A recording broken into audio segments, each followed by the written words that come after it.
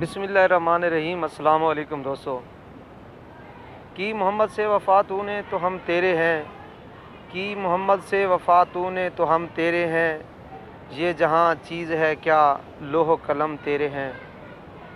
हो ना ये फूल तो बुलबुल का तरन्नम भी ना हो ना ये फूल तो बुलबुल का तरन्नम भी ना हो, चमन दहर में कलियों का तबस्सुम भी ना हो। दोस्तों, आज चूँकि 9 नवंबर का दिन है, जैसा कि आप जानते हैं कि 9 नवंबर के दिन को हम बड़ी खुशी से धूमधाम से जन्मदिन मनाते हैं जनाब मुफक्किर पाकिस्तान, शहर मशरिक़, हकीम उम्मत, कलंदर लाहौरी, डॉक्टर अल्लामा मोहम्मद इकबाल का। तो दोस्तों, as a Muslim, as a scholar, as a Muslim teacher, आज मेरा दिल करता है कि आपको कुछ अल्लामा इकबाल की ज़िंदगी और अल्लामा इकबाल की खिदमात से मुतल्लिक सुनाऊं और कमेंट्स की सूरत में कुछ आपसे सुनूं भी सही। तो दोस्तों, तारीख़ शायद है कि हम मुसलमान हमेशा से अपने मुफक्किरीन की तारीफ़ें करते आ रहे हैं और अपनी हिस्ट्री में हमने अपने स्कॉलर्स को हमेशा सुनहरी हरूफ में लिखा और अपने दिलों में याद भी रखा।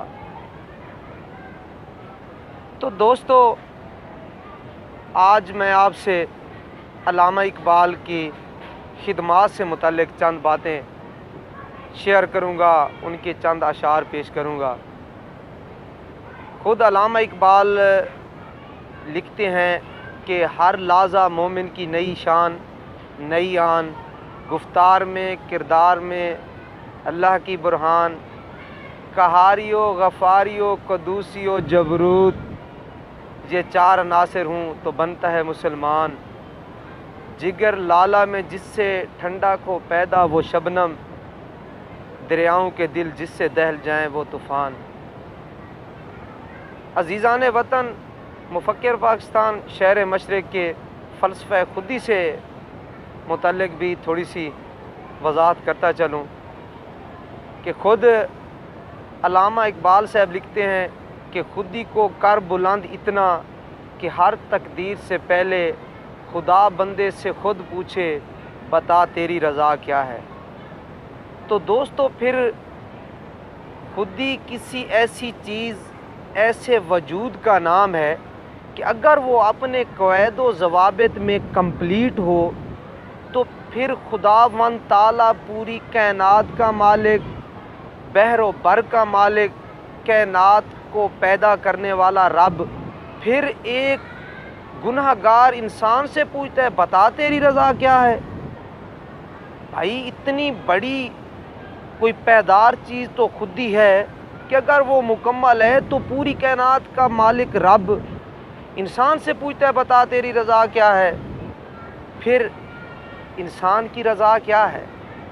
मैं ये समझता हूँ एज़ ए मुस्लिम कि यकीनन एक मुसलमान की ख्वाहिश, चाहत ये है कि उसकी ये दुनिया जिसमें वो ज़िंदा है और उसकी आने वाली दुनिया यानी मरने के बाद जो अल्लाह ताला ज़िंदगी अता करेगा इंसान को, ये हमारा एक अक़ीदा है कि अल्लाह ताला इंसान को मरने के बाद ज़िंदगी देगा। तो इंसान चाहता है कि उसकी ये दुनिया और आने वाली दुनिया भी अच्छी हो। तो फिर खुदी है क्या? क्यों ना हम थोड़ा सा खुदी के बारे में जान लें कि खुदी क्या चीज़ है। दोस्तों, खुदी दरअसल फ़ारसी ज़बान का लफ्ज़ है जिसकी आम तौर पर दो मानी लिए जाते हैं। कितने मानी लिए जाते हैं भाई? दो मानी लिए जाते हैं। एक मानी ये है कि अपने आप का हद से बढ़ा हुआ एहसास। दूसरा मानी ये है कि अपने नफ्स का तयन, अपनी ज़ात का तयन, अपनी ज़ात की मेजरमेंट میّر کرنا اپنے آپ کو کہ انسان کہاں ہے، انسان کا کام کیا ہے اس دنیا میں، اور کیا وہ اپنے کام کو سر انجام دے رہا ہے، اسے کہتے ہیں تعین ذات۔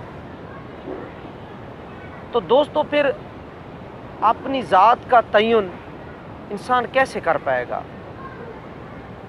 ہمارا یہ عقیدہ ہے ایز اے مسلم کہ ہم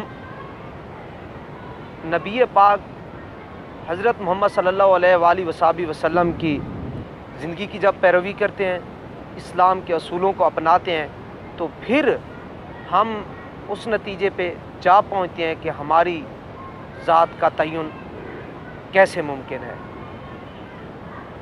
تو میں یہ سمجھتا ہوں کہ اگر ہم خودی کی پاسداری کر لیتے ہیں تو آیا ہماری یہ دنیا بھی اچھی اور آنے والی دنیا بھی اچھی؟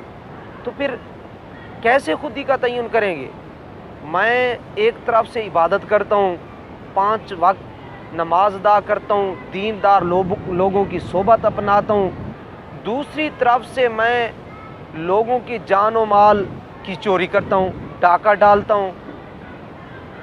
اس کو نہیں کہتے کہ یہ خودی کمپلیٹ ہے۔ خودی کمپلیٹ اس وقت ہوگی جب انسان اللہ تعالیٰ اور اللہ تعالیٰ کے نبی آخر الزماں حضرت محمد صلی اللہ علیہ وآلہ وصحبہ وسلم کے بتائے ہوئے قوانین کے مطابق زندگی گزارتا ہے، تو پھر انسان کی خودی کمپلیٹ ہے۔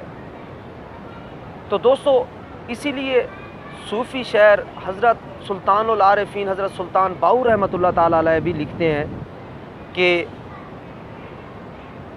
علم پڑھیا ادب نہ کھٹیا، کی کرنا علمہ پڑھ کے ہو، چلا کٹیا تے کچھ نہ وٹیا، کی کرنا چلیاں کٹ کے ہو، جاگ بنا دودھ کدے نہ جمدا، پاویں لال ہوئے کڑ کڑ کے ہو۔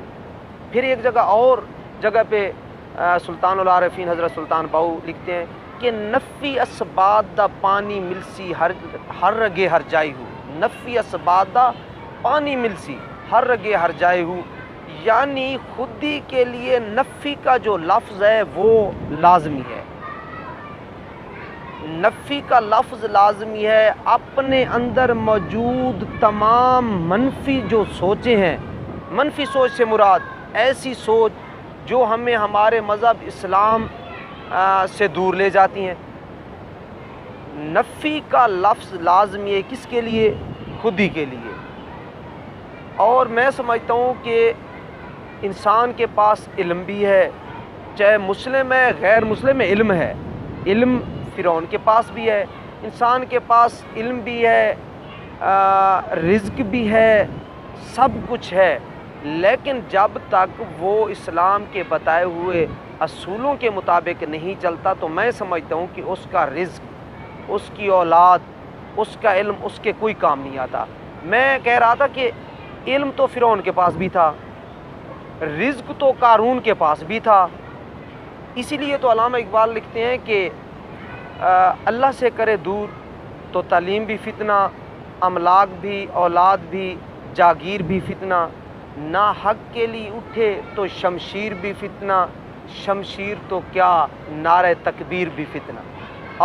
اب آئیے سوچنے والی بات ہے کہ ایسی تعلیم کا کوئی فائدہ نہیں جو اسلام کے منافی ہو، ایسی اولاد کا کوئی فائدہ نہیں جو اسلام کے اصولوں پر نہ چل سکے، ایسے رزق کا کوئی فائدہ نہیں جس کو ہم اللہ تعالیٰ کی راہ پر خرچ نہ کریں۔ تو دوستو یقیناً ان چیزوں کی کوئی ضرورت نہیں، بالکل علامہ اقبال کی جو شاعری ہے میں یہ سمجھتا ہوں کوئی فتوے لگائے، ہر بندے کی اپنی سوچ ہے، ہر بندے کا ایک جو تھنکنگ پوائنٹ ہے وہ ڈیفرنس ہے۔ میں سمجھتا ہوں جتنے تک as a scholar, as a Muslim student میں نے اقبال کو پڑھا ہے تو اللہ کے حضور اپنے ایمان کو حاضر ناظر کر کے میں کہتا ہوں کہ علامہ اقبال کی شاعری، علامہ اقبال کے ہر شعر میں یقیناً قرآن و سنت کی جھلک نظر آتی ہے، اسلام کے اصولوں کی جھلک نظر آتی ہے۔ میں نے آج تک علامہ اقبال کا کوئی ایسا شعر نہیں پڑھا جو اسلام کے اصولوں سے ذرا تھوڑا سا ہٹ کرو. نہیں، میں نے جو پڑھا ہے وہ یقیناً اسلام کے اصولوں کے مطابق ہے. تو ایک دن ایک دوست کہہ رہا تھا کہ جو انہوں نے علامت شہین کی استعمال کی ہے تو شہین تو ایک پرندہ ہے اور خون خوار ہے. میں سمجھتا ہوں کہ بالکل خون خوار ہے، لیکن شہین میں ایسی خصوصیات موجود ہیں جو ایک مرد مومن میں موجود ہوتی ہیں. اس لیے تو علامہ اقبال لکھتے ہیں کہ ہماؤ کبوتر کا بھوکھا نہیں میں، کیونکہ زندگی باز کی ہے زہدانہ، جھپٹنا پلٹنا پلٹ کر جھپٹنا، لہو گرم رکھنے کا ہے ایک بہانہ، پرندوں کی دنیا کا درویش ہوں میں کہ شہیں بناتا نہیں اشیانہ. تو یقیناً جو جہاں تک میں علامہ اقبال کو پڑھ چکا ہوں تو علامہ اقبال کی پوری شاعری جو ہے نا وہ قرآن و سنت کی ترجمانی کرتی ہے. اگر قرآن و سنت کی ترجمانی علامہ اقبال کی شاعری نہ کرتی تو میں یہ سمجھتا ہوں کہ آپ شاید ہمیں یہ یاد رکھنا ہوگا کہ پونیا ترکی میں جناب علامہ اقبال کی ایک جو ہے نا وہ بناوٹی اس وقت بھی قبر ہے، تختی لگی ہوئی ہے. کہاں لگی ہوئی ہے؟ مولانا جلال الدین رومی کے مزار کے احاطہ میں. گورنمنٹ ترکی نے جلال الدین رومی کے مزار کے احاطہ میں علامہ اقبال کی ایک بناوٹی قبر بنائی ہے. وہاں تختی لگی ہوئی ہے جس پہ لکھا ہوا ہے ڈاکٹر علامہ محمد اقبال. تو کیوں انہوں نے لگایا ہے؟